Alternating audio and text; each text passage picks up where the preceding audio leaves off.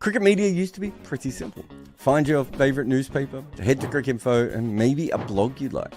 Now just finding the best stories and writing is a huge challenge. You already have a job. You just want to read about cricket. Well, that is what the best of cricket is currently doing.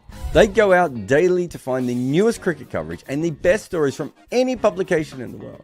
And when they can't discover what they want, they also hire some of the best writers to produce their own great stories. You can get the best of cricket via their website or on WhatsApp. They find cricket's best stories and give them to you every day. And welcome, ladies and gentlemen, to the Overthrows podcast. I'm Behram Kazi, who you can find at DefMango on Twitter. And with me, as always, is Jarrod Kimber, who you can find literally everywhere. Got some people in the comments already. We've got Roman Nasir, Abdul TS, Emu Boss, and Sheraton KD. And they are asking when it'll start. Well, it'll start right now. And the premise of this... Yeah, 5 minutes ago. And the premise of this particular Overthrows podcast is South Africa's thumping win over Pakistan by 10 wickets in the Newlands test. They've swept the series 2-0, and basically they've done that on the back of scoring 615 in the first innings of this particular test match. And Jarrod, we keep talking about how South Africa's batting is flaky and, their batters, they are inexperienced, but despite all of that inexperience, they've scored a fuck ton of tons and they keep on delivering. Fuck ton of tons. They're making runs, and don't they look like a more consistent side when they're making runs? I kind of want to see them against slightly better bowling attacks, consistent bowling attacks. Not that Sri Lanka and Pakistan don't have some good bowlers, but just consistent bowling attacks of a higher level. But yes, I've said all along, if you could match this bowling lineup with semi-competent batting, this is good. And this was probably better than semi-competent batting, if we're being honest. Probably was a pretty flat wicket. Not that Pakistan's first innings made it look like that, but their second innings did. So yeah, I think with all that in mind, I would you'd have to be pretty happy with how they've started batting very recently, if we're being honest. Like it's come on almost. I still had grave concerns with them going into Bangladesh, and the last three series they've been really, really good now. So they've got to be happy with that. They still are not their most consistent side in the world. They should have lost one of these tests. They probably should have lost one to Sri Lanka if Sri Lanka had batted like humans in one of those games. So, they're still probably a step behind maybe where the top tier is, but they're a very, very good side. And that was a very easy win after a game that wasn't easy for them. Yeah, no, the Centurion test was hard work. This one was fairly easy work, I would say. And the pitch definitely had a role to play because it was flatter than most South African surfaces. But we last year were talking about South Africa as a side which had like one good batter in David Bedingham. And all of a sudden, he's the guy who's not getting any runs and everyone else is getting runs. So it is quite interesting in that regard. But, they made a lot of fascinating changes for this test match as well. They benched Tony De Zorzi, and then the test debut hero Corbin Bosch from Centurion, he was benched straight up. Dane Patterson took like a 7-for versus Sri Lanka and then a 5-for versus Pakistan. He couldn't find a spot. And in game, Wian Mulder at 3. Pure vibes, no other way to explain it. Keshav Maharaj, of course, he was expected to make his way back into the team after his injury. And then Kwena Mapaka, the young teenage left-arm seamer, he also made his debut. So they actually went quite left field in terms of selection. Well, I mean, they've already qualified at that point, hadn't they? So it's probably more trying to get some experience into players. I don't quite understand the De Zorzi one as much. But everything else there, it's probably, getting a youngster in, getting him a test. It's a good position to be in. So it was interesting. The Corbin one is probably the most interesting just because I think most teams in the world would have felt bad about dropping him after that game. But, maybe they're a little bit more ruthless over there at the moment. Yeah, and I mean, they do trust Wian Mulder a lot. I know a lot of South African former cricketers and even the selectors have a lot of faith in him, and he's been compared to a young Jacques Kallis even. Like, we've heard a lot of those things. But it's not like Pakistan got their team selection right either, right? I think they were worse because Naseem Shah, I don't know if he was injured or had any fitness concerns, but he was dropped for Mir Hamza. They didn't select Noman Ali, who could have been a frontline spinner. And I mean, clearly, given the fact that Maharaj took 5 wickets in the game and Salman Ali Agha took 3 for 48 in one of the innings. Spin was handy, especially if you've got a frontline spinner. And Pakistan's attack seemed a bit too one-dimensional in the sense that all their seamers were bowling at like 127 kilometers per hour on average.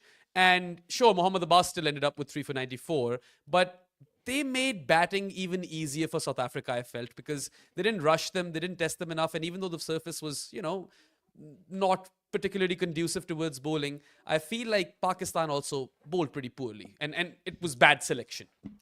You'll have to tell me. I didn't see much of the first innings at all, really. I probably saw more from when Pakistan started batting well, if we're being honest. So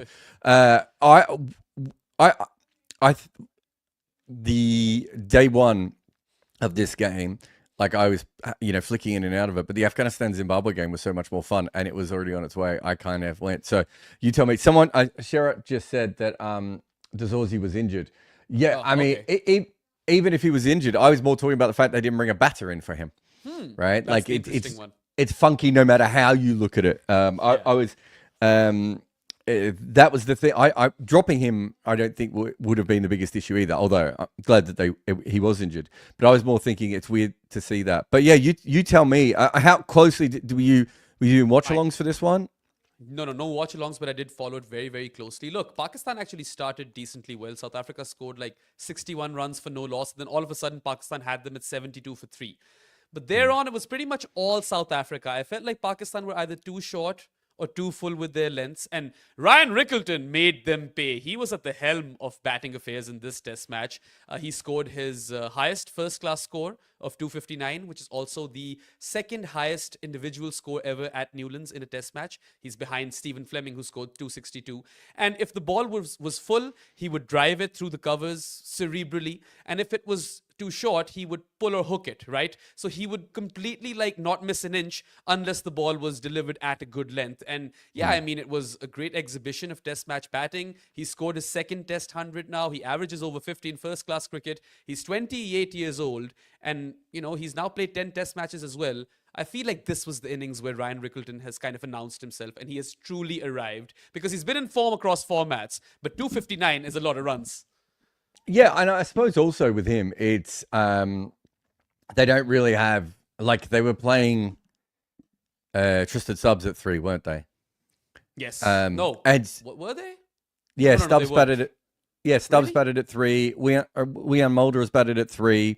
Yes. Mulder was at 3 in this game. Yeah, no. I'm saying over the last little while. Yeah. You look at Rickleton. Is he not the player who should be batting?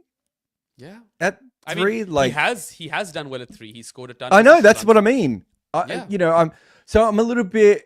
It'd be interesting to know what they think of him. I suppose would be the best way of putting that, because he is 28, and unlike a lot of the other players that I was sort of questioning in the side before, I think with him there's an element of, yes, he's coming to his peak and he's showing the best, but they haven't picked him because he's already peaked and is dominating first-class cricket. They're probably picking him as he's coming through. So you could get a good, 5-6 years out of someone like him. Yeah. And if you look at the rest of the batting lineup, it probably makes more sense. It probably makes a lot more sense for him to go up the order and have Wian and Stubbs and everyone else a little bit further down the order. But they haven't quite committed to that at the moment. So I'm not quite sure where they're going with that. I feel like, they've got a gem in Ryan Rickleton because we've seen him do well in recent times across all formats. He's a left-hander, and I've got a left-hander bias as well. And he can bat in the top 3.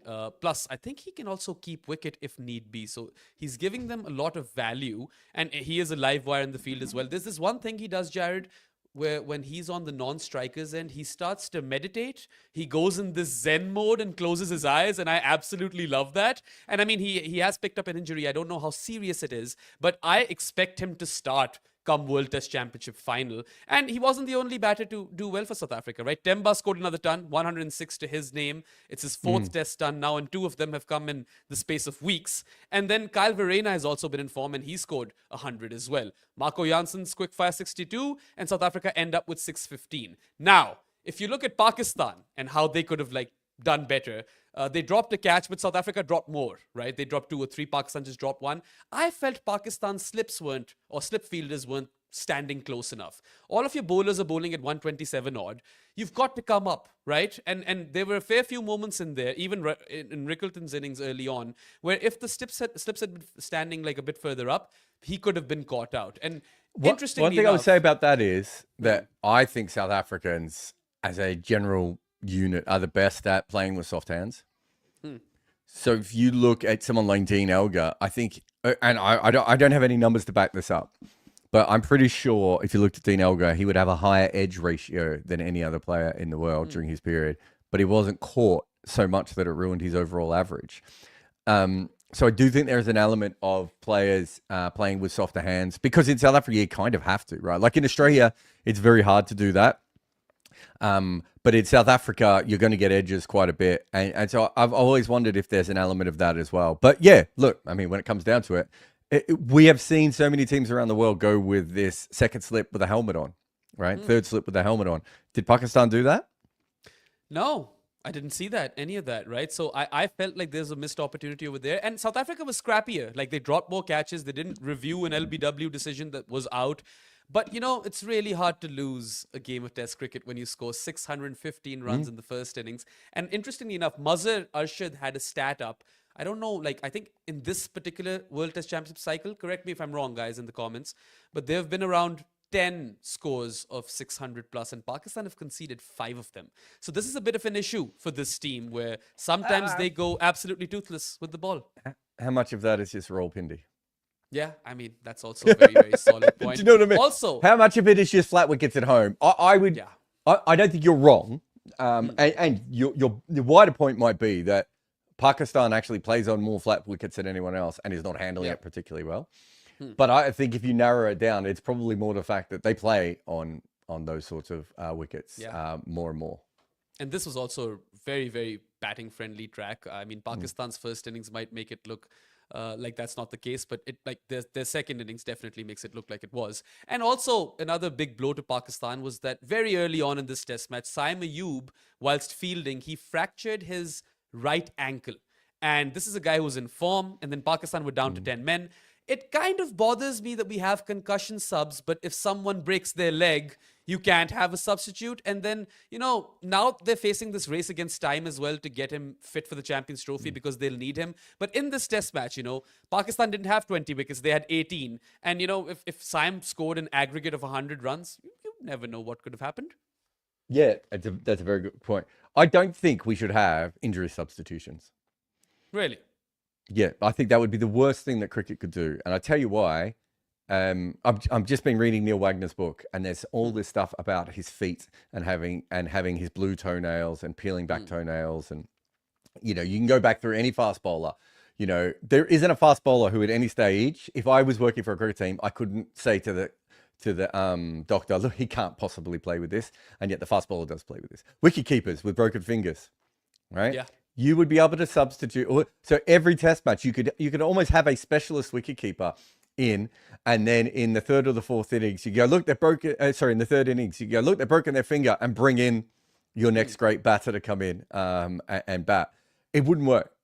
What you're talking about is regular substitutions. Most sports do not have injury substitutions. They have substitutions. Yep. Right? We don't have that in cricket at the moment. And we've seen some incredible performances from teams where they have been down a bowler or a batter or a couple sometimes and still win. I think if you go through the entire history of when someone is injured early on, what you end up with, if I'm not mistaken, you might be able to look this up while we're here, but Garfield Sobers 365, world record score, flat pitches in that series.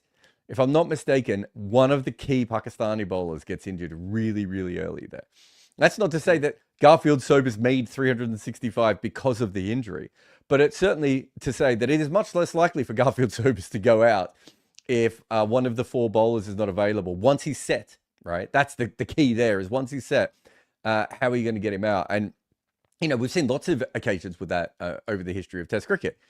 Is it worth us completely changing how our sport is to rectify that? Or is it not? And it always comes down to the very basic thing that I say. Do you want your sport to be the best of the best going up against each other?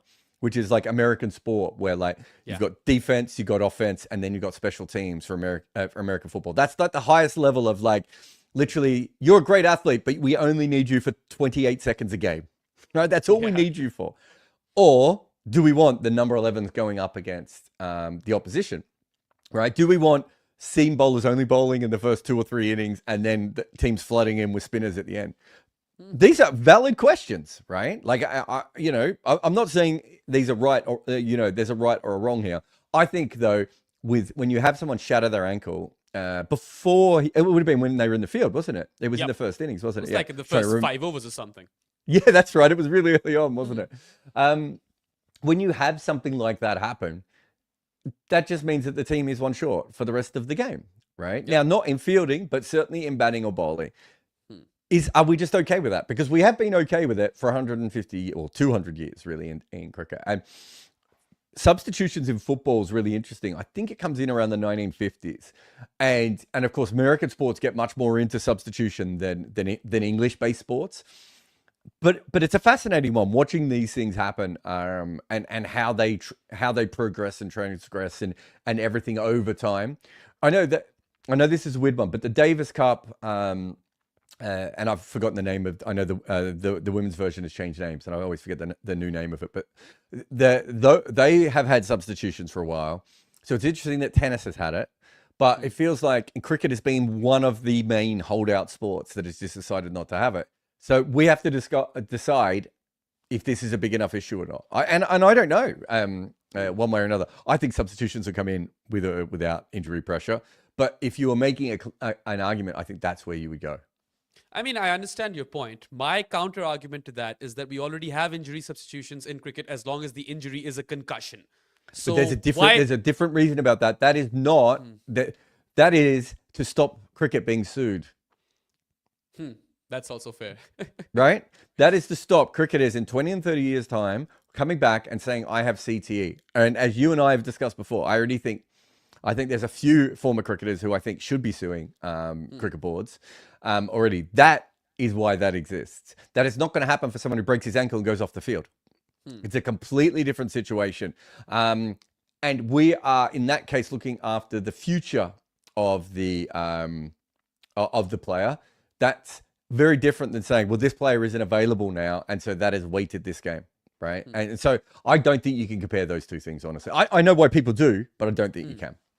Fair enough. Also, speaking of the future of Test cricket, we've got a really interesting super chat come up over here by Rohit Kumar Jha, who is asking, is the new proposed 2-division system for Test cricket good or bad? Will it reduce the spread of Test cricket? What will happen to the World Test Championship and Test Match if this happens? So, Brettig explain it. It was it Telegraph or Brettig who broke this story? It was Brettig. I'm pretty sure it was Brettig. And basically, Jay Shah, the new ICC head, has come in and proposed that if we split the Test Championship or whatever into a 2-tier system, then the big three can apparently play each other more. But my question to that is that what if England completely flunks out of this? Then what happens? And also, why not just increase the length of the Test Championship and have more series so that everyone can kind of get to play everyone? I'm not saying that this is complete garbage, but it does kind of make this game more inequitable and disparate. It depends on how they put it together. So, do you know why we don't have 2-tier in this competition at the moment? No. So, it was supposed to be 7 teams in Division 1, 7 teams in Division 2. Who do you think complained? Was it England? Nope. I'll give you one more guess. All right. Let's go with the West Indies. It was West Indies, Sri Lanka, Bangladesh, and I can't remember if Pakistan was involved as well. And what they said was, well, then we'll be in Division 2 and no one will ever care about us anymore, right? Yeah, because if India isn't touring you, then, well, you're in a spot of bother. And what the main teams should have said is, if you're in Division 2, that's because you're not playing good enough cricket. Right? That's the simple answer. And the only way for relegation promotion system then. But then again, which my it was going to have. Is, what if Bazball flunks hard and then your plans kind of go to shit? So the original version had a relegation, right? It wasn't India, Australia, and England who were worried about being relegated, right? And imagine if India got relegated from Division 1 to Division 2, what it would actually do to that. It would be really interesting financially and for a business model. But it wasn't those 3 teams. It was the lower down teams worried about what they would be doing. That is where cricket goes wrong. This idea that because someone in 1928 liked having a holiday in Barbados, right? And that was a good place to put a cricket team, is not a good enough reason for you to be in Division 1 of Test cricket. You should be in Division 1 of Test cricket and the World Cup because you have qualified, because you are playing good cricket. There is no other reason for you ever to be in the top tier. And we've done this stupid thing in cricket where we have inherited biases of, well, South Africa have been playing since 1890. We couldn't possibly, fuck them. Who gives a fuck? Australia, England, I don't care. You either play good enough cricket to make the World Cup or you don't. There is no, that is how sport works, right? Yeah. And I'm so sick and tired of this being used as a thing to hold our sport back. If the division system that they're talking about has promotion and relegation, I have no issue at all. That is what it should be. It will also give us more. It shouldn't be 2 divisions either. It should be 3 divisions, and we should take away test status forever, right? Yeah. And so we have Division 1 stats, we have Division 2 stats, we have Division 3 stats, and then we have test stats from outside of that, right? So completely open the game up to anyone who wants to play test cricket. And there's a pathway for a team from, I don't know, Denmark or Papua New Guinea or Canada or wherever, Oman, wherever they're from. The Oman, have you seen Oman's recent side? All their players are gone. Anyway. Really? We might be doing something on that shortly if I can get anyone from Oman to get back to me. But one of those sides can go, okay, we actually, for whatever reason, we're producing cricketers who are better at red ball and white ball. There is now a process for us to get good and move up this system. And we can knock off Bangladesh or Sri Lanka or England or whoever you want it to be from Division 1 and get up there and play that kind of cricket. And then we will have earned it. And when we lose it, it's because we won't have played good enough cricket at that time.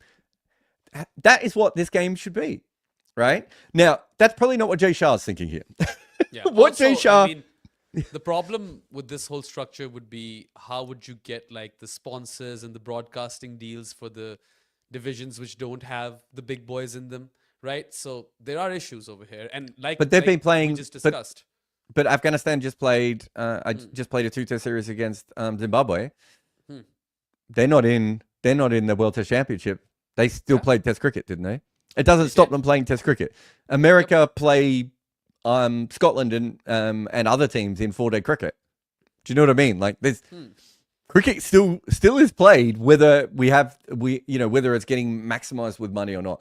If you want to maximize it, that's about selling the league as a total, which the boards won't allow.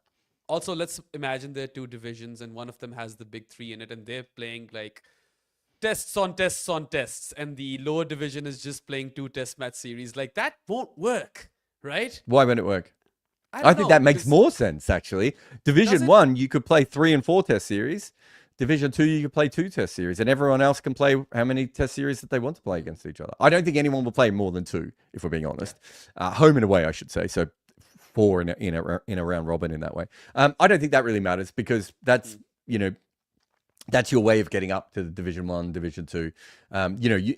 You get a seeding in a Grand Slam in tennis based on how well you play 3-set tennis, but to win a Grand Slam, you have to win a 5-set in men's tennis, right? Like, do you know what I mean? Like, that's a fairly normal thing. If you go through the sport, the Olympics, quite often you could qualify based on other events or events that are very close and everything else. So I'm not too that sort of stuff doesn't bother me. You have to win test matches to go up. And if you lose test matches, you're a chance of going down, is the way that cricket should be run. And if it's not run that way, we're still taking a piss. Now, just to go back to Jay Shah's point, my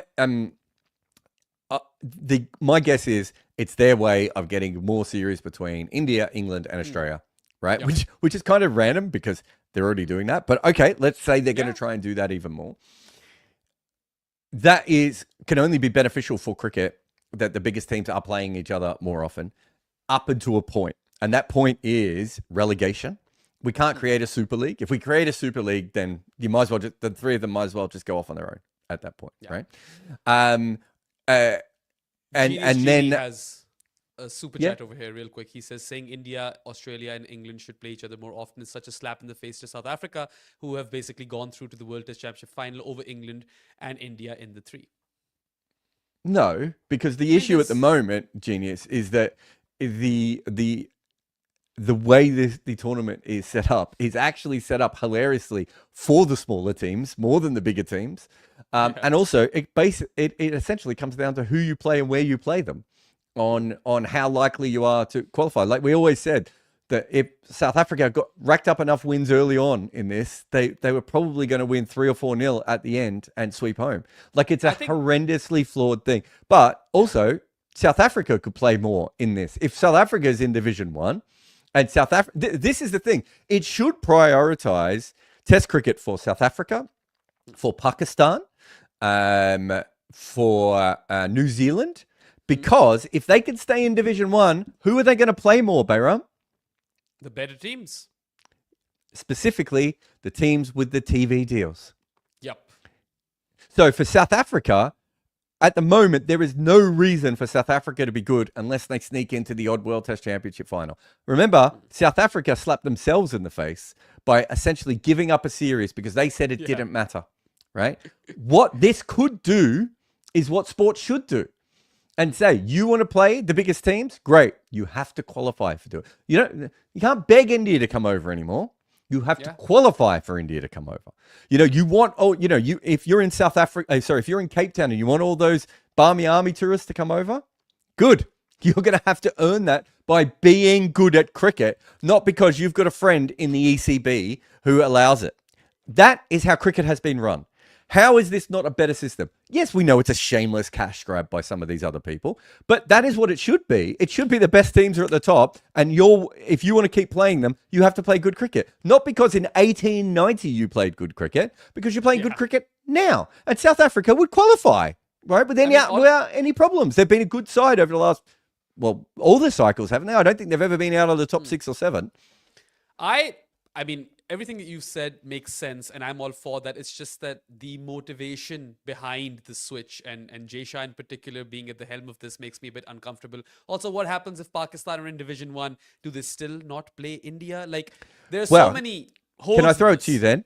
If Pakistan and India are in Division 1, is it then not more like a World Cup or a Champions Trophy? It is kind of. It's not a bilateral anymore, is it? That's true. That is actually, if Jay Shah really wanted to make a lot of money, right? A 5-test series, India-Pakistan is the way to make a lot of money. Agreed? Yep. Right? It would be the most profitable test series in the world tomorrow, right? We all agree with that, right? The best way to get it past the BJP is to be like, well, this is an ICC thing now. Like, it's a tournament. It's exactly the same as these other tournaments. Look, we'll play it. Pakistan don't want to come here. We don't want to go there. Or India might pull Pakistan over anyway. But we're going to play, 5 tests. We're going to play 2 in New Zealand and 3 in Australia, or 2 in Sri Lanka and 3 in Australia, or however you want to put that together. And everyone makes an absolute shit ton of money, and it's an ICC sanctioned event, so it's not a bilateral. We made no deals with the Pakistan cricket team. It was the ICC who did this. So you could actually slip it by. That's my point being is, even if India and Pakistan don't play, I think this is where cricket should have always gone. I do not see the point of New Zealand getting test status in 1930 or 1929 or whatever it was, 1928. Getting test status, and then for 40 years, them being absolute drivel, right? Without any teams being able to go, can we play this New Zealand and see if we're better than them? Because we think we might be better. I know we're Argentinian and you've never thought of us, but we're actually quite good at cricket. Or we're Sri Lankan and we think we might be able to beat New Zealand at the moment. Like, it's a ridiculous situation we have in Test cricket. It's a stupid idea.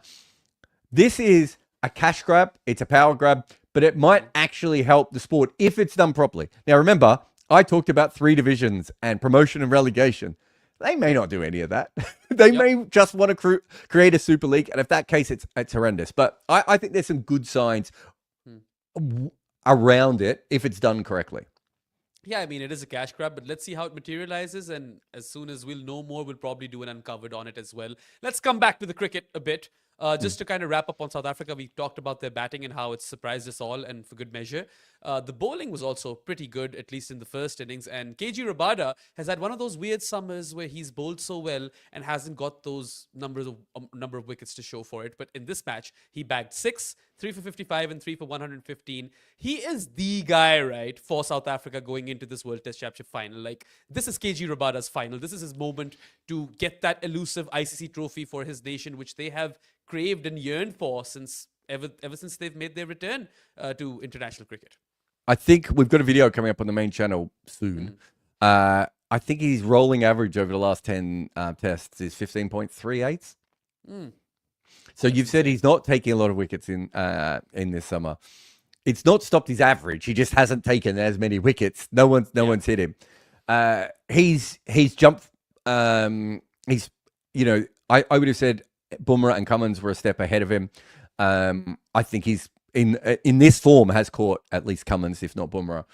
And he's been absolutely spectacular. To be honest, I think the most impressive thing that I've seen of him of recent times was Bangladesh, right? Where I thought South Africa would struggle, and it didn't matter if they were going to struggle in the end. Rabada was just so dominant that it completely changed everything. So, and he hasn't really been like that in Asia before.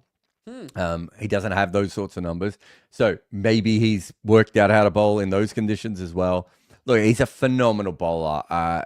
You know, I love watching him bowl. And when they got the second new ball today, I was watching, and I just went to myself, you know, Pakistan have batted well for, 80 overs, and it just doesn't matter. He's just going to get a wicket with the second new ball, which is going to open up an end and, and everything else. And that's kind of how I feel almost every time he bowls at the moment, where he's just going to get a wicket. And he can really utilize the slope at Lords. He's waited for this moment his entire life. And if there is one individual cricketer that I am rooting for in this World Test Championship final, it is KG Rabada, because he's been vocal about how much he prioritizes Test cricket. And he's been that guy, like a great ambassador for South African cricket. But anyway, we've talked a lot about South Africa. We haven't yet touched Pakistan's batting. Of course, they buckled for 194 in the first innings. And then it was completely on brand with Pakistan cricket to beat 205 for no loss in their second innings. That was, in fact, the highest ever opening stand for Pakistan versus South Africa in Test cricket. And incidentally, the highest opening stand after a follow-on has been imposed in the history of Test cricket. So yeah, I mean, 194 all out, 205 for 0. It screams Pakistan. Do you know, I don't know if we've ever talked about this before, but my follow-on rule. What is your follow-on rule? I don't think you should ever enforce the follow-on unless the other team is in absolute disarray, right? Whether you're just 10 times better than them and it's not going to matter, or whether the wicket is a huge part of the reason why you bowled them out. Because if not, what ends up happening is you think to yourself, well, we'll go through. By the time your seam bowlers are in their second spells of that second innings, like, it gets really grim so quickly. And you go through the history of some of the bad follow-ons, it's almost always a combination of those things. So if you bowled a team out for 50 and your bowlers aren't even tired, it's like, well, you might as well just enforce the follow-on. Or the wicket's doing everything and it's just started to fall apart even more. It's like, well, you might as well do it. I remember a friend of mine was at the ground. He sent me a message saying, what would you do? And I said, I would never, ever enforce the follow-on here. I'd rather have a draw, right, in this situation, than put my bowlers through a potential 2 or 3 day bowling session for no reason, right? Now, the World Test Championship's a mile away. They had, random players in this side who may not be around and everything else. It was the highest team score by an Asian team in South Africa? Is that right? Yeah. The second inning score the third inning score by Pakistan was in fact the highest score by an Asian team in South Africa. So obviously they probably weren't expecting that, but Rabada is probably the one I'm most worried about. Of like, I just don't want him to have to do that. I don't want him, and it would be very doubtful to me if they would have done it without asking him. Right? Yeah, Generally, you ask the bowlers. But the thing is, I remember talking to a captain once about this. I said, but you ask your bowlers, but bowlers are just going to tell you that 90% of the time, bowlers are just like, yeah, we'll kill him. We'll kill him. Right? It's very rare that a bowler will be like, I'm really tired. Can I have a break? Like, if you've just ripped the team out for like 400 less than you've scored, right? Like, of course we'll go out and we'll kill him. Right? There are some bowlers who are a little bit more pragmatic about, look, I think we could rip them out, but we will be tired by the end of this, so let's not do it.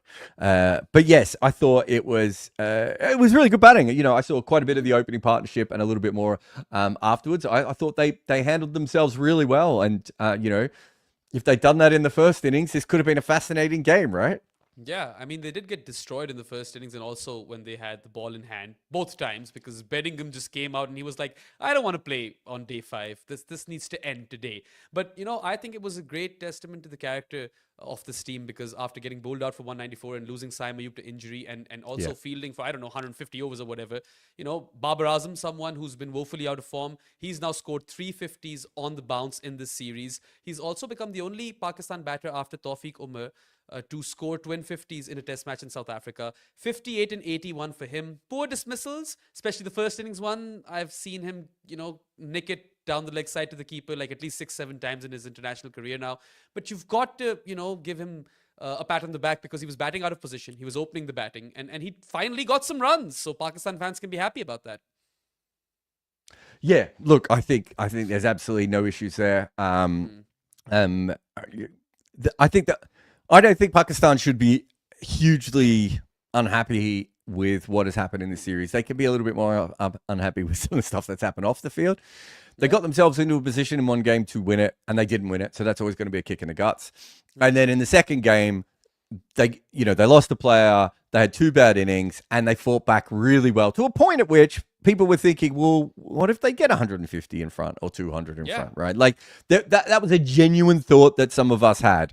You know, we still thought it was a pretty flat wicket, like it was going to be hard for Pakistan to roll. But once you put, you know, the South African fielders then would have been in the field for like, you know, 2 days, right? So you then have that pressure, and we've seen that collapse sides before.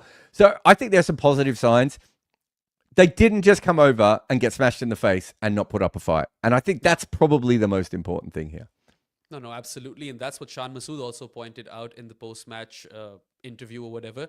And he also had a good game. So this is a guy who was literally on the brink of getting dropped again and losing his captaincy. You remember his contract clause, right? You only have a central contract as long as you're captain. And after this particular test match, you know, there's a new cycle right up ahead after the West Indian series at home. And I don't know, he's still averaging, I actually haven't checked his average, but before this test match, he was still averaging under 30.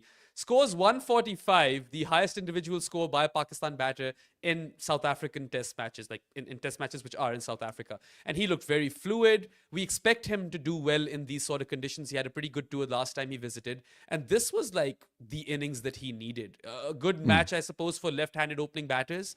But yeah, Shan Masood has bailed himself out and probably bought himself at least a couple of test matches, you would think. Yeah, I thought he batted really well. I know I was very impressed, and then then the second ball happened, and it all sort of fell apart. But up until that point, I think I'd be happy with that. I think sometimes with him, he's obviously a very intelligent player, and sometimes it's almost too much game theory in his batting, where he's thinking 2 and 3 steps ahead. And Usman Khawaja was like this when he was younger at times as well. So sometimes you just have to do, you know, what's the Brian Lara one? The first 30 balls are the bowlers and the rest are mine. Like something more simple like that can sometimes work better. Or I can't remember if it was Lara or someone else, but it was one great batter who was just saying, like there's a rhythm to batting. And that rhythm is, I'm on top now, good luck. Oh, this bowler or the pitch has changed a little bit. I've got to pull it back. And, you know, I know we're going to talk about the Afghanistan, Zimbabwe one. There was a moment with, you know, Irvine, who's not like he's not like Shan Masood level international batting talent or anything. But I remember at various stages just watching him ramp up and ramp down based on the bowler that was coming to him, what the pitch was doing at that time. You know, that's kind of what you have to do. And I think sometimes with Shan Masood, he's so mechanical with his thinking and so strategic with his thinking that he's not just letting the flow of the game happen. And that's probably the difference between him being where he is and being a consistent test match batter, right? Like he might never learn that. And you know, he's got so many of the other skills. It's probably unfair, but there were times in this I just thought, like how did he go out in the second innings? I'm trying to remember if I got this right. It was a Rabada ball, I believe. Oh, was that the one that kept a little bit low? Oh no, it was Kwenamba Paka. Yeah, it did keep a bit low. Yeah, no, that's fine. I just felt that I just felt that when the second new ball came, he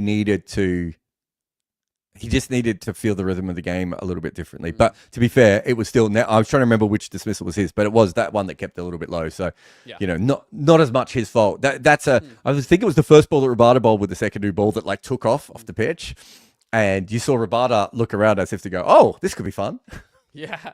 No. I mean, it wasn't a terrible dismissal. I think his first innings dismissal was worse, but then he kind of rectified that little technique shift in which he was playing underneath his eye line, and that's why he didn't nick it. But I thought Pakistan, not only did they fight back really well, and they can take a lot of positives from the series, but they were playing at a very brisk rate. That partnership, Shan and Babar, it was a quick one. They were like at 4.5 runs per over, which is refreshing. But anyway, I think that's enough conversation on this particular test match and the series. Can I just follow up? There's just one chat here that I wanted to get to from Genius who says, why penalise injuries? That's not what we penalise, in my opinion. Like football or tennis, we penalise misbehaviour on the field. So at the moment, by not having substitutions, we are penalising injuries, whether we want to or not. And that's a really important thing that people don't want to talk about. And we really like it when someone comes out with a broken hand or a broken foot or whatever it may be, and bats or whatever. But we have set up a sport where people have to do that sometimes, like the Nathan Lyon one hobbling out on the field. Australia had Todd Murphy there. They had a built-in substitution who could have taken Nathan Lyon's position. And that's kind of the way what I'm talking about. But you can't just have injuries because there are... Who was it the other day who fielded a ball in their follow-through and their fingernail came off? I think it was in a test match I was watching. And their fingernail came off. It wasn't like a terrible... Like, it didn't bother them that much, but suddenly blood was... It might have been Siraj. It actually might not have been his fingernail that came off, but straight away his whole finger started bleeding, right? Like, well, what about that? You've got blood coming out on a fielder. He's now a bowler. Is that going to affect him? Should he have to bat anymore? That's why it can't be injury-based substitutions, right? There is just too much grey area. And imagine this. Imagine the ICC decided on those sorts of things, and someone went out and they didn't allow someone to have a substitution, and that person further injured themselves during the game. There's legality type things. That's why the concussion one is a lot cleaner, because the concussion is more about, have you passed this test? Yes or no? If you haven't passed this test, that's fine. Think of all the different injuries that we have to players at the moment, right? Like, it's not as easy. Like the Bumrah one the other day. We saw Bumrah come off the field, go in to the car, look comfortable, come out, run up the stairs. A doctor might just look at him and go, okay, your back's a little bit tight. I'm sorry, mate, you can still bowl. He goes out and bowls. There is an issue and he tears something, or he does have something that he makes worse. I don't think the ICC doctors or the match officials should be in a situation to be able to control that sort of stuff. That's the team's decision to be like, okay, we're going to lose one of our substitutions here, but we're going to protect our player. Fair enough. Also, there is one more super chat by Dex, which is specific to South African cricket. Sorry. So let's take that one. Yeah, you put on the wrong one Sorry, up. Varun. Here's Dex's super chat, who asks, or it's addressed to you, Jarrod. He says, "Hi, Jarrod. Could you tell about some fast bowlers of South Africa pre-isolation?" Yeah, so it really begins around that Neil Adcock level. I think Neil Adcock is really the first guy. He was genuinely quick. Did Proctor play for South Africa? Yeah, so Adcock is before Proctor. So you have a lot of the sort of all-rounders beforehand. Jimmy Sinclair back in the early 1900s. He's probably the guy that carries their early team. Neil Adcock comes in after World War II. At that stage, they had a couple of good batters and some good spinners before World War I. I think they had Cyril Vincent, they had Dudley Norse, they had Bruce Mitchell. Like, they had a few good batters around that period. And then after World War II, they start to link that up with good seam bowlers. So you have Adcock, and then you have Peter Pollock and Mike Proctor come in afterwards. And of course, Clive Rice was the other one that we didn't see. We didn't see much of him at international level at all, but we know that he was a high quality bowler. How high, who knows? But there's a couple of guys in there. Garth LaRue would be another one.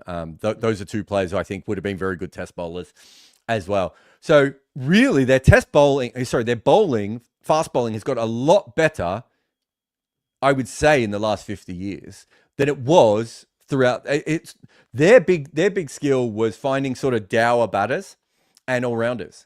Right. So they found heaps of all-rounders and heaps of dour batters, and that kept them in games a lot. And then it's really after World War II when we start to see Neil Adcock, Mike Proctor, Peter Pollock, and then this whole other generation that we've had since then. So they didn't have. It's not like Australia where you can go back to Fred Spofforth or some of the early Australian seam bowlers. They didn't really have a similar kind of thing. So a slightly different one there. But all rounders is their bread and butter, which they've had from the beginning of time through to until Leon Mulder takes over as the new Jacques Kallis. Yeah, but anyway, I hope that answers your question, Dex. And just to sum things up, fantastic win for South Africa. They'll be going into the World Test Championship final with a lot of confidence. And Pakistan did have, a few moments in the series and they fought well. And they'd be disappointed not to win the Centurion Test. But overall, I think lots of positives for them as well. That's it for this episode of Overthrows. And just a quick reminder, you can go to goodareas.co and bookmark that webpage. That can prove to be a one-stop shop for all the work that we do as part of this team, whether it be written content, videos, or podcasts. We'll see you soon enough on another live, like literally soon enough. But that's all for this one, guys. Have a good day and goodbye. And for those of you who are with us on this live on YouTube, stick around because right after this break, we're going to be covering Afghanistan's win over Zimbabwe in the Bulawayo Test. And that is why Nasser Hussain decided to bowl first at the Gabba. And this all, of course, reminds me of Hit Wicket, which is a mobile cricket strategy game that is all about making those tough decisions. Who do you want to send in as an opener when the asking rate is climbing? Do you go for the big hitter or the steady accumulator? Me, I like to throw in someone a little bit unorthodox. A bit of a wild card like the general. That keeps the opposition guessing. And what about the bowling attack? Do you unleash your express pace early or hold back for the death overs? I'm always tempted to bring on a mystery spinner in the middle overs and just try and break a partnership. Hit Wicket puts you in the captain's chair. You draft the squad and select the batting order and even decide when to use those game-changing abilities. Do you burn your 2x ability to chase down a big total or save it for a critical moment later on? It's strategic, it's addictive, and it's more nerve-wracking than facing a Shoaib Akhtar bouncer. Give it a go. Download Hit Wicket and see if you've got the tactical nous to win. Hello and welcome, ladies and gentlemen, to the Overthrows podcast. I'm Behram Kazi, who you can find at DefMango on Twitter. And with me, as always, is Jarrod Kimber, who you can find literally everywhere. And this particular episode of Overthrows wasn't supposed to happen, but Jarrod watched the Afghanistan versus Zimbabwe test in Bulawayo, which Afghanistan won by 72 runs to win the series by a margin of 1-0. And we were like recording a live show and he was like, we have to do something on this. So here we are. And Jarrod, I haven't watched much of this, just got a bit of highlights. You told me that this game ebbed and flowed like crazy. How riveting was it? I think so there was like a bunch of changes between the two teams. And when it came in, I think the general thought was anything could happen in this game. Do you remember the first test? Yeah, so it was a draw, right? A run fest. I think both teams made 500, if I remember correctly. And then somehow Zimbabwe started falling apart right at the end at a point where you're just like, oh my God, they could lose this game. And then they were fine. But yeah, there was a point where you're just like, oh, this could get nasty for them. And so I knew this test started a day before the South Africa-Pakistan one, but I wasn't thinking much about it. And then I flicked it on while I was, doing the scoreboard. While I was, actually, it might have been while I was recording something. And I looked down and I was like, oh my God, this wicket is ridiculous. So to explain the wicket on day one, it was like a combination between a typical slow Zimbabwe wicket and the whacker. Yeah. Right? Okay. And I mean, it makes sense, right? Because Afghanistan got rolled out for 157 and Sikandar Raza got 3 wickets, as did the left-arm seamer, Nyamhuri, or however you pronounce his name. So yeah, crazy. It was all over the place. Like there were balls where players were playing normal shots that were popping up like a tennis ball, right? And then there was like Sikandar Raza was bowling balls that were like just dying on the surface and like going low. And so you're facing, Blessing at one end and the ball's zipping past your head. And then the next one's dribbling really slowly outside our stump. And then you've got Sikandar Raza and you go to play a sweep shot off him. You play the sweep shot and then you watch the ball very slowly go past you about a minute later. Like it was such a weird wicket. And so they fell apart, Afghanistan. And I think Zimbabwe coming in were like 4 or 5 to 1. Like the odds were like no one expected them to do well, which I thought was a bit weird because after the last game, and then Afghanistan is bowling to Zimbabwe, and the wicket has I wouldn't say flattened out, but it wasn't quite as treacherous after the first inning. So I think it might have been one of those situations where they tried to make it after the last test a little bit more bowling friendly, and the curators just got it horribly wrong. Yeah. But Afghanistan's just blitzing their way through Zimbabwe, and you're like, oh, okay, so it's a tough wicket to bat on, but Zimbabwe's going to make like 120 here, and then Afghanistan's going to come out and blast them away. And not only did it not happen, but I think I sent you the scorecard. I don't have it in front of me at the moment, but were they 5 for 50 odd Zimbabwe? Does that sound right? Something like that, yeah. Yeah. And what were they chasing? About 160, 170 on first innings. And they ended up going like 70 past it. And they weren't 5 for, they were 4 for. And Sikandar Raza was dropped. And I was live on the scoreboard when that happened, right? And so I was telling people what was happening in the game. And I was saying, oh God, the fast bowler, I think is it Farid? Farid. Farid, it was Farid, yeah. They were 41 for 4. Varun has confirmation for us. So they're 41 for 4. Farid bowls, gets an edge. Sikandar Raza hits it straight to slip. Absolute sitter shelled, hits the ground. And I remember saying, settle down, mate. On this wicket, you'll be fine. And of course, they go on to get a lead, Zimbabwe. Sikandar Raza makes a 50. Was it Irvine or Williams? I think it was Irvine. Both of them. But one of them batted really well. And then they batted with the tail. And by the time Zimbabwe was in with the tail, I was like, this pitch is so flat now. Like, I can see how this game is going to go in, they're just going to come on Zimbabwe, and their bowlers are going to get smashed around everywhere. And instead, Afghanistan collapsed again. Yeah. And it wasn't on the first innings. It was like, I'm not blaming Afghanistan. Like, I don't know how you bat on that first pitch, because you're facing the spinner and one ball's just sliding past you, and the next one just gets stuck in a glue pot, and you have to wait 5 minutes for it to come, right? And then when it comes, it sort of trickles low, and then you're facing the quicks, and you've got balls bouncing over. Like, if you were side on in that first innings, it would have looked like some of the balls, Behram, were rainbows. Do you know what I mean? It would have looked like they hit the ground and then just went, wee. It was so bizarre. Worms, which would just like stay down there. Yeah, but a slow worm, right? Yeah. Like, they weren't even proper like shooting deliveries. And you had you pronounced it before, and I don't know if you pronounce it better than me than worse, but you pronounced the left armer's name. Namuri? That was my best attempt. So he's probably their third best seamer, but because he was short, it meant that he was either getting balls to go like subterranean. Like, there was one ball he bowled at top pace outside of stump that I think bounced 4 times on the way to through to the keeper, right? Wow. And like 1 or 2 balls later, similar length, just like looped up. So the batter's like, well, how am I supposed to play this? And so you get to the second innings. Wait, let me get this straight first, so that I have everything in chronological order inside my brain, because I didn't watch this as closely, right? No, you go. Minefield of a surface to begin with in Afghanistan, 4 for 157. Then Zimbabwe are struggling at 41 for 4. Sikandar Raza gets dropped not once but twice, scores 61, and then Irvine and Williams bat well. They get an 86-run lead, okay? But then I was checking the Crick Buzz scorecard as well over here. And whilst Sikandar Raza was dropped twice, Zimbabwe dropped like 4 catches. So 2 times the number of catches that Afghanistan did. So they were also shitting the bed. It was like both teams had decided to lose the game at certain times, but couldn't even commit to losing the game. Yeah. Right? It was such an entertaining test match, because every time you thought to yourself, okay, this is happening. The pitch is playing up now, so there's no way this team could make any runs. Like, Irvine will just stroke the ball around with the tail, and you're like, what is actually happening in front of my eyes at the moment? And as you said, there were simple drop catches. I think, if I remember correctly too, when Afghanistan's collapse started, it was a run out. I think it was a run out. So it was like, I think the opening batter got run out like on day 1 of the test match on a dirty pitch.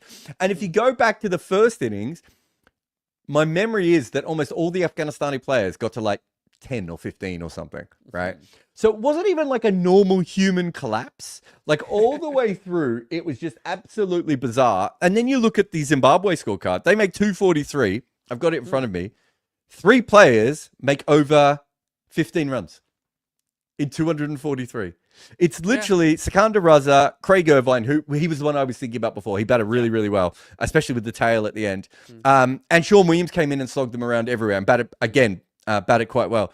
And it was like no one else made runs. Like it was all these players. So they go from 41 for 4 to 243. So they end up with a pretty handy lead. Now, this is where this game absolutely goes ballistic. I have a question. Question. You say that it was a minefield to begin with, and it got better in the second innings, which was Zimbabwe's first batting innings, and then the tail wagged and they got runs. How the fuck did Afghanistan slip to 5 for 69 after that? That's the best bit. That's the insane part of this game, because if you're watching it, I remember thinking to myself, I was thinking, I bet heaps on this game. Like, I was all over this game. It was so much fun to bet on because there were so many wild swings happening all the time. And I remember thinking to myself, it's a really interesting point because Zimbabwe are not as good a team as Afghanistan, all round. But they're 70 runs up on a low-scoring pitch. And you would have to say that even if they bowled them out for 200, they're 130 on a low-scoring pitch. They should be able to get to that, Zimbabwe, right? Yeah. But then on the other side, I was thinking this wicket has flattened out quite a bit at the moment, and so realistically, all Afghanistan need to do here is just bat well. They come up against Blessing Muzarambani, and I promise you, he was either bowling the best ball you have ever seen or half trackers outside of stump. Like, it was bizarre, man. But when he bowls at his best, there's not much you can do with his best ball. What is he, 6'10", 6'11"? Something right? Like that, right? 6'7" He's tall, at the very least. Oh, I think he's way taller than that. I think he's up on, because he's taller than Jason Holder. I know that. And he was just getting the ball to like dart around everywhere, but at the extra bounce, right? So some of the balls he was bowling that he was being cut from, I promise you, were like Scott Boland balls, right? And then they would bounce twice as high as you would expect and seam twice as far as you would expect, and the player would end up playing a cut shot from them. And you're just sitting there going, well, how do you play this? And it turns out that they didn't play this particularly well. And he had a couple of balls as well that just that kept a little bit lower. Like, I think he gets an LBW early on after a couple of balls going like above nipple height. Like, it was like crazy ball cricket at times again, but it was really only happening for him. It wasn't happening for all of them. But because of that, I think, and then Ingarava got a couple of wickets as well. And so they end up, I've got to get the full scorecard in. I know I sent all this to you before, but I've forgotten it. They end up at 5 for 69. So they don't even have a lead yet, and they've already lost 5 wickets. And it was like, that, is it the damn lead key tweet about, batting pitch minefield? Have you ever seen that? He tweets that quite regularly, like that image, or blue skies it, I suppose now. And it was like, honestly, like someone just came up and went, okay, and pressed a button. And I reckon by the time they got to about 80, I was like, I can't see them losing another wicket here. Like, it was that drastic that it suddenly looked like they weren't going to get Shah out. And I think it was a new batter at the other end. It was a guy that made the 100. Ismat Alam. Yeah. And he was at the other end. And I was sitting there going, I don't know how they get a wicket here. And who took the wickets in the first innings for them? Sikandar Raza. Yeah. Right? By the second innings, it might as well have been you and me bowling. Right? Like, I mean, that's what you told me. You said that the spinners have disappeared and the pitch has changed nature once again. And Afghanistan, who aren't even in the lead right now, 5 for 69. So they're at a 27-run deficit. They end up scoring 363, like nearly 300 runs more. I mean, I know Rehmat Shah scored 240 odd in the previous game, but that was like a belter. He scores 139 over here. The new guy, Ismat Alam, scores 101. That's a game-winning effort. But so it just stopped turning? What happened? So it wasn't so much that it was turning in the first innings. It was what I said before. It was like it was like a glue pot. Some balls would come through normally, and then the next ball would come through really, really slowly, right? And it's quite often low. What happens is balls continue to go slow and low, but you don't get as many of the ones sort of skidding through. So all you had to do is literally get back a long way and wait for the ball. And if it keeps low, just play straight. And that's all they do. I don't think they scored quickly, if I got it here. Yeah, so Sikandar bowls 30 overs. He only goes at 2.63. So it's not as if they started belting him, but his overs became so inconsequential. Whereas in the first innings, it was like, because when they first brought a spinner on in the first innings, I promise you, I was like, what are you doing? Why, you don't need a spinner. And then Sakanda started getting wickets, and I was like, oh, okay. So to be fair to them, they've read this. But in the second innings, it just didn't go. And their fast bowlers just got tired, right? And there wasn't a lot in the wicket. They bowled a fair bit of Brian Bennett, who is, I don't know, a part-time bowler and he a did T20 get a fifer player. in the previous game, Brian Bennett. But yeah, he's not primarily a bowler. He's a batter. He bowled for about 7 years in the previous game as well, didn't he? You know, I mean, look, he's a good cricketer and a really interesting cricketer going ahead, I think, for them. But, you know, how old is he? I just haven't looked now. Young. Yeah, he's like 20, isn't he? Yeah. A very good striker of the ball in T20 cricket. I like him as a cricketer, but I don't think to myself he is a bowler. In fact, you say he got a 5-wicket haul. Those 5 wickets were the only 5 wickets he's got in Test cricket, and are also half of his entire first-class career. He's got 10 wickets in first-class cricket. That's hilarious. I watched a bit of his batting when Zimbabwe were playing Pakistan not too long ago, and he plays the ball square of the wicket really, really well, especially when he pulls them. So he's a really attractive young batter. But just on the seamers, we both rate Muzarabani and Ingarava highly. Ingarava took 3, Muzarabani took 6 for 95. How is it that those guys were effective in the second dig and not in the first? No, to be fair, they would. As I said before, I wouldn't have taken them off in the first innings. I think what they thought in the first innings was that they could sort of rotate it, and I think if they had stayed on a little bit longer. No, I think they should have got more wickets in the first innings as well. They were bowling quite well. Perhaps Sakanda Raza was over bowled, but he took 3 for is it 3? Yeah, 3 for 30, right? So there wasn't an issue there. But I would have just rotated through the 3 seamers until you basically had them out, and they obviously looked at it a little bit differently, and it worked for them. So I don't want to say they were wrong. They know their pitches better than I do, but watching from the outside. But yeah, it was.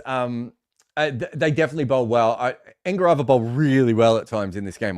What's he ended up with? About 4 wickets in the game.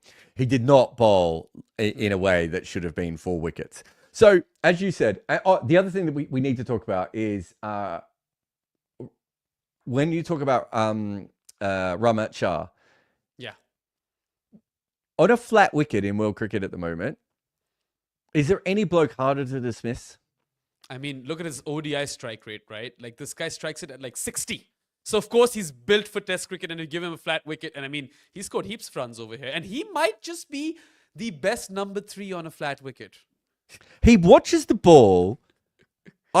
I reckon of all modern cricketers, I'm not sure anyone watches the ball more than he does. Like he seems to have his head over the top of it almost every single time. And once that wicket got flat, that was the case. Do you know much about Ismat Alam? I don't know that much about him.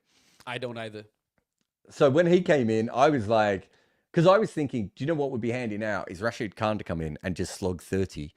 And do that. But instead, they went with the all-rounder. And I think, I'm right in saying, in first-class cricket, he's got a ridiculous record. He's averaging 83 in first-class cricket at the moment. Whoa! Yeah. He's only from a couple of games, but he made a double ton as well in that. And he's only quite young. But then, this is the other funny thing about this is, I've just told you that the pitch is flattened out. They've done all these things. No one else makes runs. Once those 2 go out, no one else scores over 22.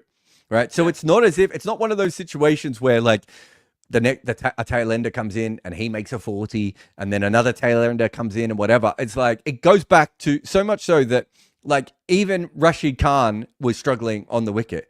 And it felt like one of those wickets that once you got in, it was very different. So fine. They end up with a lead and it's 278. Yeah. Right. And as a cricket analyst, I was trying to work out how likely this was of being defended. And the argument here is that nothing that has happened in this game so far makes any sense. Right? And all Zimbabwe really have to do, based on what I had seen of that wicket, is play straight. Right? How much do you know about the Zimbabwe top order? There's Joy Lord Gumbi, who we all know about and love. And so Joy Lloyd Gumbi should not be opening for any Test team ever. Fair enough. Right? Good on him. He bloody tries hard, doesn't he? But Yeah. why he's opening the batting, I never understood. You then got Ben Curran. You know who Ben Curran is? Yeah, Sam and Tom's brother. Correct. Really good, compact player. Like I like him as a batter quite a bit. And then they have, and I won't even try and pronounce the first name, but they have Catano at first drop, who again I think they have high hopes for, but yeah, at the moment hasn't made many runs. And so I'm thinking, okay, so you're chasing 278, and you almost have to assume that they're going to lose 2 early wickets, right? Because at the very least, Joy Lord isn't going to last against the Afghanistan bowlers with the new ball. And new ball wickets have fallen all the way through this game. That's the one thing we know about this game, is that new ball wickets have fallen. Joy Lord isn't going to last. Could be like on a condom ad. Let's put that on a t-shirt. But Yeah. and then they come out, and I don't have the full numbers in front of me, but it is absolutely hilarious. But they come out, and my memory is they were like 19 or 20 runs off the first 3 overs. So it wasn't quite as bad as what Siraj and Prashid Krishna did against Australia. But it was very similar in that it was just them bowling bad balls. It wasn't like, oh, you know, Joy Lloyd's come out and he's going to smash you. It's like 8 foot down leg side, half cracker outside off stump, full toss. Like, what on earth? All you need to do is just use this new ball correctly. And so suddenly, I think they were like 5-1, 4-1 Zimbabwe in that chase. And they Was were it basically like India in the 4th innings at the SCG? That's what I'm saying. But without the other team attacking. Okay. Wow. Do you know what I mean? It wasn't like Zimbabwe were thinking to themselves, oh, I'm going to smash this ball everywhere. Zimbabwe, but half the time, were trying to reach the balls, right?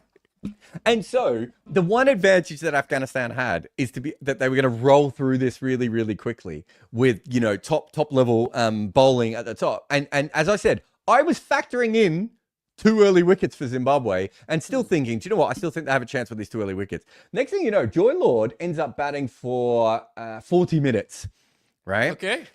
And so by the time they actually got the wickets, and they had actually started to bowl really, really well. I think they bowled like 3 or 4 maidens in a row or something ridiculous at one point. Or certainly they didn't go for many runs. And so they completely brought it back. They got the wicket. But by this stage, that new ball is over. So the first wicket is at the end of the 8th over, right? They get rid of both of those guys that I just said straight away, back to back. Oh, sorry, I'm looking at the first innings. Sorry, I'm going to bring all that back. So maybe they didn't bowl maidens, but they bowled very well. So it was 13.6 overs. Joy Lord bats for 45 minutes, right? Okay. Completely nullifies the new ball. Could not have done his job any better, right? And then Curran is now completely set, and he's punching 4s through the offside. He doesn't really bat like either of his brothers. Kind of bats like, I'm trying to think who you would, kind of like a more like a combination between, this won't help you, but that Compton who plays in first class cricket and Ben Duckett, like a little, like a sort of a nuggetier type of player, like a quite South well Shaquille? organized. Yeah, but more that sort of more punchy, if that makes sense. But yeah, like a compact player. Anyway, so he's on top. So at this stage, they're like 63 for 1 after 20 overs. New ball's gone, dude. Right? Rashid Khan has come on, and Curran is facing him. And he tries to, Rashid Khan's bowling around the wicket into the footmarks, and he tries to like force a ball through the offside and gets bowled. And at this stage, I'm thinking, well, Catano can't last that much longer. He's already done his job. And to be fair, he did. He lasted a little bit longer. And so their top order make 15, 38, 21, and 38. Now, for a normal side, you would say that's not enough to score 270 odd if you're not a good batting lineup. But when you look at Zimbabwe's top order, all of their batting comes further down. Like Sakana comes in at 4. Irvine is 6. Sean Williams is 7. And if you want to add Brian Bennett, right, as well, he comes in at 8. There's plenty of batting to come below. And they've completely set themselves up at this point. And that is what happens. Sakana Raza is batting with Craig Irvine. And you can it just looks like suddenly the adults are in the room, right? Rashid's still bowling really well, and the ball's keeping low. And there's this incredible spell where actually it was Fareed again. Fareed basically bowled a spell of, I reckon, about 6 overs where every third ball kept low. And I just waited for the stumps to splatter. Like eventually he's just going to bowl one of these guys, and it doesn't happen. And they're just knocking it around like it's a Sunday game. And you're like, oh my God, they're going to absolutely cruise this. Sikandar Raza gets a half volley outside off stump from Rashid Khan and hits it straight to cover. That happened when we were live. You mentioned that on our live.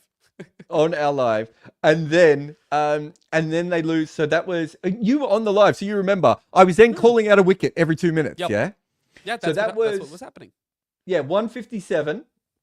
And then Sean Williams went out for 167. 177. And then they lost another wicket on 177, which was Bennett. And then they lost a wicket on 178. Right. And then just because this game refuses to quit, who was it? Was it Williams? Irvine, sorry. Craig Irvine. Yeah. Craig Irvine Craig scored Irvine. 75 in the second innings and 53 in the fourth. So he was a very successful batter for Zimbabwe. Yeah. And so he was the one with Sikandar that looked like they were going to win this game easily. And so he starts batting with Ingarava. And they're batting so well that they put on, I think they put on about 20 or 30. Yeah, 25, 30, something around that amount, right? So much so that everyone watching starts messaging me going, Zimbabwe is going to chase down this with whatever. But then Ingarava, I think he injured his ankle or his calf or something. And it was getting dark. And I think what Zimbabwe was thinking is, oh, it's a bit too dark here. All they had to do, Behram, was stay on the field for about another 20 or 30 minutes. They could have even gone a little bit faster with the way that Craig Irvine was batting. Because the one thing that they were going to struggle with was starting the next day. And of course, they go out today. And they've got this great partnership. And it's almost all over instantly. They basically, I think there was a run out early on. And then Irvine went. It was just such a great test match. And to go back to the conversation we had in the previous podcast about, Division 1 and Division 2 and all this sort of stuff. Anyone who didn't watch this test match has missed out on some great innings, some incredible bowling, mood swings, vibe swings all the way through. The amount of times that Afghanistan stuffed this game up only to come back and win it was remarkable. But the amount of times that Zimbabwe stuffed this game up, as I said before, it was like two boxers who've both been paid to lose, trying to find more creative ways to lose and not being able to do it. It was a fascinating game. And it is, there was, do you remember was it Afghanistan Island test match? What was that, about a year ago, I think now? Yeah. We've seen some really interesting games from some of these lower teams. If you get a chance to watch it, it's worth it. But I loved every minute of it. And I'm not sad I missed South Africa, Pakistan, because I would have seen about... This seems like a far more entertaining game. And I suppose I want to talk about it partly because it just is entertaining. And, we get this thing on our channel every now and again. Where people go, I can't believe you're talking about this second-rate team when I'm talking about Sri Lanka or New Zealand, right? Yeah, we sometimes get comments in which they're like, you only ever talk about India and Australia, so I don't get people. Yeah, but we get the comments saying we never talk about these things, and then we get the conversations that we talk too much about them. This is a channel about cricket, and I promise you, if you're a cricket fan and you had a chance to watch that game, you would come away with just this absolute joy at the game. Not at the players. There are quite a few players that you want to have a stern word with after this game. But at the game, because it was just such a fun thing of oh my God, these players shouldn't be out on this pitch. And this is happening now. And this team is absolutely gone. And now this team's absolutely gone. It just kept swinging all the way through. One of the most entertaining. And it should have been. This test match was so good. I'm going to give it the highest honor we can give it, Behram. It should have been a 2024 test. So all things said and done, I mean, where would you say this game was won or lost? Right? What moment was it? Was it the partnership, Rahmat and Ismat Alam? Yeah, I think they probably... I remember saying to a friend when we were watching it, he was like, what do you think Zimbabwe can chase? And I said, I reckon they can chase 230 odd. And I was pretty confident in them chasing 230 odd. Once it got to 270, I was like, it just feels like too much can go wrong because at that stage I was factoring in new ball wickets with their struggling top order, and then you just have to face Rashid Khan for a day and a half. And right? Rashid Khan had a phenomenal test match, right? Like, he doesn't play much test cricket anymore, but he's boy, so oh boy. impatient. He is like R. Ashwin on Red Cordial. Like, watching him in a test match, it's like, just, the pitch is keeping low. Just bowl your best ball for 18 deliveries, and if that doesn't work, try 7 other different variations. And he's like, no. I'm going to try the finger wrongin', the hand wrongin', wide on the crease wrongin'. I'm going to bowl around the wicket to the left-handers. I'm going to bowl over the wicket to the left-handers. I'm going to bowl over the wicket to the left-handers. Wrongins. Like, what do you do? Just bowl. He was hilarious watching him bowl. Well, he took 4 for 94 in his first dig and then 7 for 66. So yeah, so he ended up with 11. 11 for 160, and then add his runs as well. I think he scored like 48 on aggregate. So, I mean, test cricket is something that I want to see more of from Rashid Khan, right? Even though Afghanistan don't play much, but he plays even less. I think it was the first... No, was it the second inning? First innings? Yeah, the first innings, his knock was really important. He came in and just smashed a bunch of boundaries when they weren't making any runs. And, you know, in a test match, where do you put the field for Rashid Khan? Right? Yeah. Because he doesn't bat like a normal dude, right? So it was really fascinating watching Zimbabwe go, we're massively on top here, but this guy could hit a bunch of sixes over cover by accident. So where do we put the field?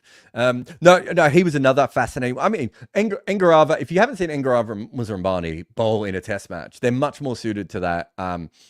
You know, I think, you know, that was something else I liked. I love Fareed's bowling as well. So there was lots of really cool little performances all the way through in this game as well. So there was plenty there. But you're right, watching Rashid Khan in a test match is fascinating, but he doesn't get it. He doesn't just understand that like his best ball is so good. That's all he had to do. And he was like, what if I tried? Like at one stage, he was bowling to, it must have been to Sikandar Raza. And he started bowling, you know, like Rahul Chahar does in the IPL, where he comes through the umpire and then bowls over the wicket. Yeah, that over the wicket thing. Of course I do. He was doing that. And I was like, you're Rashid Khan and he's Sikandar Raza. All you need to do is bowl the ball pitching on middle stump for the next 18 deliveries. Maybe change your pace or your position on the crease if you get bored. You do not need to run between the umpire to put him off. And of course, he did that and bowled a full toss as well. Now, I really enjoyed it. It's a shame. It's a shame. It wasn't easily found. A lot of people were telling me it was hard to find the broadcast. Yeah, I couldn't find the broadcast. I found some highlights, but that's pretty much it. I could only find it without the commentary, so I have no idea what was going on in the game outside of what I could see. But that was a great game to watch, and you know those sorts of matches. The more we watch them, you know, the better it is for world cricket. Yeah, absolutely. We've got an interesting super chat that's kind of related to this from Rohit Kumar Jha. He says, 3-test series between full strength Afghanistan versus Australia on spinning tracks. The odds of Afghanistan winning one match is 90%. Why don't they formulate a World Test Championship format where lower ranked teams only play on home soil in different divisions? I mean, I don't know where you came up with the 90% stat, but I do think Afghanistan could give Australia a tough time if the surface is turning in a test match. A tough time, yeah. I still think Australia probably should win all those test matches based at the moment. But just because the team is a little bit fragile outside of some of the main stars. And as I just said with Rashid Khan, as talented as he is, and he's taken 11 wickets and I'm picking on him. But I'm picking on him more from the fact that was a pitch where he probably should have been unplayable from beginning to end. And there were times when he wasn't bowling particularly well in that. I can't remember if it was... yeah, like he went at 3.5 runs and over in the first innings, and there's no reason on a pitch like that Rashid Khan should ever go at over 3 runs and over. He wouldn't have gone over 3 runs and over if it was a T20 on that wicket, right? Yeah. Like, so you know, I think there's some things to be said there, but they've got some very good other players. So why don't you formulate a World Test Championship with the lower ranked teams only playing on home soil in the same division? Well, how would that work? Because I don't really see the point of that. That's just going to help those teams. That's not the point. The point is to try and make it so that you have a fairness available and all those teams can play against each other. And I say fairness in a cricket sense. Nothing's ever fair in cricket. But yeah, you know, I think that's probably the way that we look at it. But there's 1,000 ways of fixing the World Test Championship. Jay Shah's is one of the many that I have heard before. It'd be interesting to see what the final format is.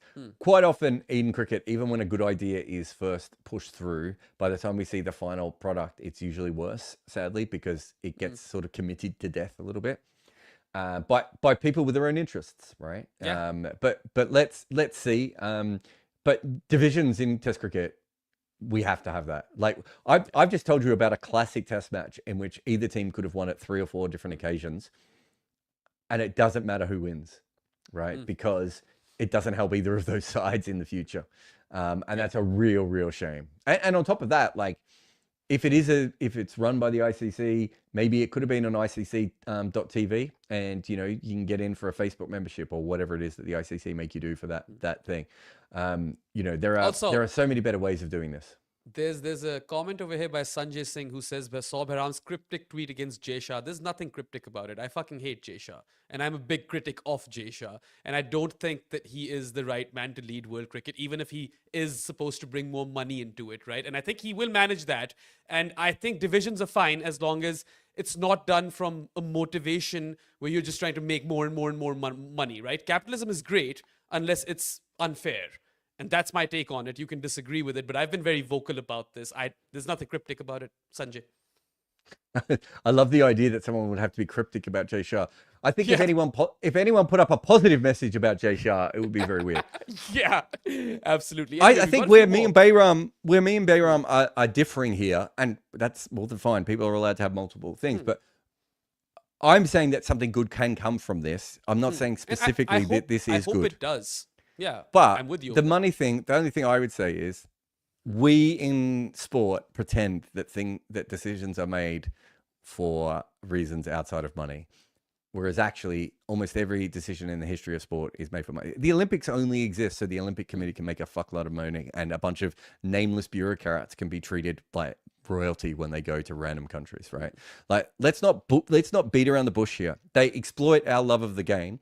The Champions League in football is a really interesting, great concept, but it came about because they were like, we could make some money from this, right? Like that. Yeah. That is where all of these things come from, right? And we have to accept that. That doesn't mean that something that can make money is bad. But the Champions League in football, at least the previous format, they had seedings for teams, and you could get teams from all over Europe. Oh yeah. So no. It's a lot. But that's more... my point. Yeah, but that's my point of it. But it wasn't being played so it could be equal. It was being played so they could make more money. Like it makes a shitload of money. That is why these things exist, right? If the thing is going to make money, and the reason that we love cricket right now is because someone put a fence around it, right? They put a fence around it so they could charge tickets. Those tickets is what built our sport. Right? We can be as high-minded as we want. But sometimes through those sorts of things, like T20 cricket might eventually help cricket in a way that to grow it around the world that Test cricket and one-day cricket was never going to do. Does anyone at all believe that T20 cricket was anything about other than money? Was ODI cricket? ODI cricket was kind of going nowhere and dying until Kerry Packer puts it under lights at night, right? And then suddenly it goes out. Was Kerry Packer doing that because he thought cricket would look better under lights, or was he thinking he would make more money from his product if it was in prime time? Like, that is how the world works, right? We have to accept that and understand it. That doesn't mean, though, that this can't also be good for cricket, because there is actually a way that we could make more money from Test cricket and actually still make it more fair and allow all teams in national competitions to play Test cricket, not just the ones that we give a rubber stamp to, despite the fact that we have no rules or regulations that actually tell you who should be in Test cricket and who shouldn't be. And when a team's really bad, we still don't flick them out of Test cricket. We might pause them if they're Zimbabwe, right? But that's all that we do. Why can't we get to a situation where we are saying, if you're really good at Test cricket, and this goes back to the super chat from before, of like, why is it's a slap in the face to South Africa? No, it's not. If South Africa are really good, they should be in Division 1. That is how Test cricket should be, right? And that is how our sport should be. If that is also boosted by the fact we can make more money off it, which we can, right? The best way of doing this is the 3 divisions I talked about before. The ICC runs it. It's run like a World Cup. It's completely taken out of bilateral conditions altogether. It's run every 2 years or every 4 years, as you Jarrod, said earlier. If they said we're making divisions to make it fairer and increase the level of competition and have these lower ranked teams a shot at making Division 1, that'd be fine. The headline is that so England, Australia, and India get to play each other more often. That's my problem with it. But then you've got a problem with the headline. Yeah, I mean, I do, but then again, we already have that. Right? So they're already playing each other more than they're playing anyone else at all. So your issue is that we're going to formalize something that already exists that can make more money and that could grow the game better. But even more of it, we had back-to-back Ashes in 2013. We did. Right? Look, we've already had back-to-back Ashes before. Michael Clarke played 50% of his games against India and England.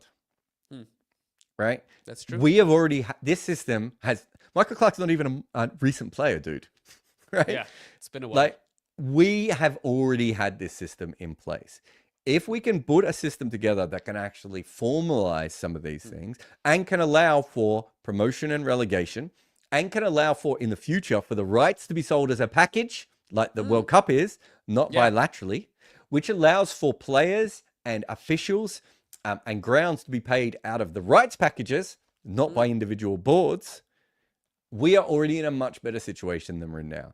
It's always going to be about the money one way or another, right? Like, Jay Shah wouldn't be doing this if it made less money, but that doesn't mean that there isn't good things from this. Like, you love the World Cup, right? Yeah. Why the fuck do you think the World Cup exists? What? Oh, my favorite one, the Asia Cup. What? The Asia Cup only exists so India can play Pakistan, right? I don't love the Asia Cup, though. But you know my point, right? Yeah, I get it. Everything exists for money at a certain point. We live in a capitalistic world. There's nothing to get around that.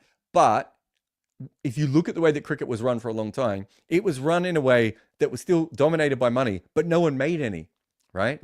Now we're in a situation where we can actually make decisions based on making more money that can also grow and change the game. Right? Like, this might bring in, if they do, and they could fuck all of this up, of course. Yeah, of course they could. If the two divisions are done correctly, we could get a couple more test nations in. Yeah. That could happen. Straight away. If they did it really correctly and they had 3 divisions, or did what I did and open it all up, we could have all sorts of things happening. There's so many good things that can come from this. It could also be terrible. But the breakaway option of this is worse, which is India, Australia, and England decide to create a Super League where they invite one other country and they just play on a loop over and over again. They play a main sides, they play their A sides against each other all the time, and no one ever makes any money in the rest of cricket. Yeah, no, that's fair. I think we've settled this debate by now. We also have 4 more super chats. So Varun, if you could bring those up. Actually, it's 5 more super chats, I think. Ashwin Surya Narayanan says Temba lifting the World Test Championship would be such a beautiful story. Fuck all of the racists. Also random, but just read all of Jarrod's Jesse Ryder stories. So good. Yeah, I would love that. Temba with the mace. That's my wet dream these days. I would love it if Temba dropped himself for the final. Because didn't he do that in a World Cup at one stage? Yeah, he did do that in the World Cup. He's been making runs. Yeah. He's such a better bat than he's ever been given credit for. I've said this from the start. He's probably better at one-day cricket than he is at any other format, and they never let him play one-day cricket for ages. They kept playing him in T20 cricket. I'm like, well, you're just setting the dude up to fail. He also probably batted a little bit too high in Test cricket at times for his talent. He's a smart guy. He's talented. He works hard. Yeah, fuck all the racists. Yeah, absolutely. All right, where's the next super chat, Varun? We've got Hassan Ahmed who says, do you think with his current form, Saim Ayub, if he was not injured on this pitch, would have changed the game for Pakistan? I think it's not beyond the realms of possibility to think that he might have contributed 100 runs on aggregate because he was in form and it was a flat deck. And I mean, he had played all of these bowlers for the last 3-4 weeks. So if he makes 50 in the first innings, do they enforce the follow-on? That's a very, very good question, right? So all I'm saying is Saim Ayub's ankle is the butterfly effect. It could be, yeah. And I mean, there's no definitive way of saying anything right now, Hassan Ahmed. All we're saying is that being a man short doesn't help. That is one thing for certain. Yeah. Anyway, Let's go to the next super chat now. I reckon it's Anish who says, how did India suddenly become so poor? Is it the coach? It's old age also to a certain point, I feel. The squad is aging and it was going to come to a halt at some point. It was a crash and burn sort of situation. But yes, Gautam Gambhir has to shoulder some of that blame because he inherited a fantastic team. The New Zealand one, I obviously can't, it caught everyone by surprise, and it would be unfair to say, oh, the coach is to blame for that one. They were a Mohammad Shami away from this being 2-2. Yeah. In this series. So again, I find it hard to blame the coach. I thought they played lots of good cricket in this series. Unfortunately, they played a lot of it when they were already behind. And so it doesn't mean as much as when, if you can play it early on in the game. Scott Boland being the 4th best seamer for Australia and being the 2nd best bowler and being, I think someone said in one of our chats, or it might have been me, if Mitch Starc had played for India and Scott Boland had played for Australia, there might not have been that much between the sides, realistically. So, again, that just shows you not having that other bowler available. But Behram is also right. They have a couple of older players who just weren't performing. And they were also a little bit confused with what they were trying to do. They picked Nitesh Kumar as a bowler. And by the end of the series, they'd worked out he was a batter. Just little things like that. And they played 2 spinners in the last 2 test matches, whereas you can't even bowl like 1 spinner properly on these sort of surfaces. I'm not even sure that's what they did, though. That's what I mean. I think they paid the extra left-hander because they thought Australia wasn't very good at bowling to left-handers, which is true and actually worked. Most of their partnerships were left on left, right? So I get it, but they were doing that from the number 8 position, whereas they were so determined to have a strong number 8 that they didn't have 4 frontline bowlers in any of the games. But the argument on the other side is Australia never had 4 frontline bowlers because Nathan Lyon barely bowled as well. So absolutely, if Australia had lost, we would be sitting here saying that Australia had fallen apart because they were old and that they'd made a mistake with Nathan Lyon. So both of those sides probably weren't quite at their best, and we went through it before the series, right? But when it comes down to it, the 2 on the back. Series so entertaining, right? Because they were both fantastically flawed, both teams. Yeah, that's what made for some spectacular viewing. Hassan Ahmed with another super chat. It's just a comment. It's not a question. He says Gautam couldn't calm the dressing room like Dravid. It's like he's the anti-Rahul Dravid, Gautam Gambhir. In many, many ways. Even as players, Gautam Gambhir wasn't quite the wall. He would just break out and hit a 6 completely randomly. That was like his thing, right? And Dravid was incredibly difficult to get out. And then, Dravid is more of a technical bloke who the whole world respects, and he has that calming influence. He's a cool dude, Gautam Gambhir is in attack mode all the time, and that's his personality. He's the guy he's that dog who's rabid, and you want to keep him away from your guests because you don't want a terrible situation. I remember being told that Rahul Dravid, because of the way he played Test cricket, wouldn't help India win a white ball trophy. We read too much into these things. And, what Behram has said is the outward experience of Gautam Gambhir. And, I don't know him personally, but it certainly seems to be that is a fairly accurate portrayal of him. I don't think what has happened here is that the change room wasn't calmed. What has happened here is they have now won 1 test out of their last 8. Yes. And when you have won 1 test out of 8, they need to win like 2 or 3 to seal a place in the final. And when you win 1 out of 8, Rahul Dravid could be, Gandhi could be their coach. Nelson Mandela could be their coach. You could find, whoever you want. Johnny Cash could be their coach, right? Teams are going to lose their mind when that is happening. And that's a very normal thing. And I'm not saying that Gambhir, the thing with Gambhir is he was hired to be one kind of coach. And the team that he was already going to coach has already disappeared, which is exactly what happened to Matthew Mott, right? Yeah. So India, BCCI now have to decide if he's still the right coach for what is about to happen. And that's what they need to work out. And he might be. You never know. Anyway, Anish with one final super chat asks, what more should India do to win trophies? Tired of Australia winning, LOL. Is it just the mindset thing? India have every possible support under the sky. It's not a mindset thing. They've done exceedingly well in Test cricket. They've had 2 bites at the World Test Championship cherry. And they couldn't win those games partly because those conditions didn't suit them as well. They should have been playing this final. Let's be real. This is a big miss, and Indian fans have every right to be gutted. But they just won a trophy, dude. Like, Literally, it's been 2 minutes. Apparently that didn't happen because Rohit Sharma is no longer a good captain, from what I could tell. Yeah. So maybe they didn't win that trophy. Maybe this is is it called the Nelson Mandela effect? When there are all those people that thought Nelson Mandela was already dead or was already released from jail, and it hadn't actually happened. It feels like maybe we're thinking India won a World Cup, but it didn't actually happen because I've been told by so many people that this team is terrible. 10 months ago, Anisha, it still would have made sense to me. But literally, we've had one trophy since then, and they've won it. It's not a mindset thing. Sorry, I should say it's not a mindset thing as in what you're probably going to, Anish, which is, they need to harden up or whatever it may be. They were playing a format of cricket in the white ball games that I thought wasn't going to win them a white ball tournament. Then they changed and they won a white ball tournament. So... But they also lost another one within that same era. So they won 50% of the ones that they should have won, really. They should have won a white ball tournament before that, even playing the terrible format of cricket, which I think that's the thing that sticks with people. And World Test Championship, they ran into two fantastic teams, which isn't that also fair? Sometimes, isn't it okay if the other team is better? Apparently not. Anyway, that kind of wraps up all the super chats. So thank you to everyone in the comment section for your interactions and everyone who sent us super chats as well. This podcast has come to a close. Just a quick reminder, you can go to goodareas.co and bookmark that webpage. That can prove to be your one-stop shop for all the work that we do as part of this team, whether it be written content, podcasts, or videos. We'll see you soon enough on a quick picks or a footmarks or a wagon wheel or something. But that's all for this particular Overthrows podcast. Have a good one, guys, and we'll see you soon enough. Goodbye. Cricket media used to be pretty simple. Find your favourite newspaper, head to Cricinfo, and maybe a blog you like. Now just finding the best stories and writing is a huge challenge. You already have a job. You just want to read about cricket.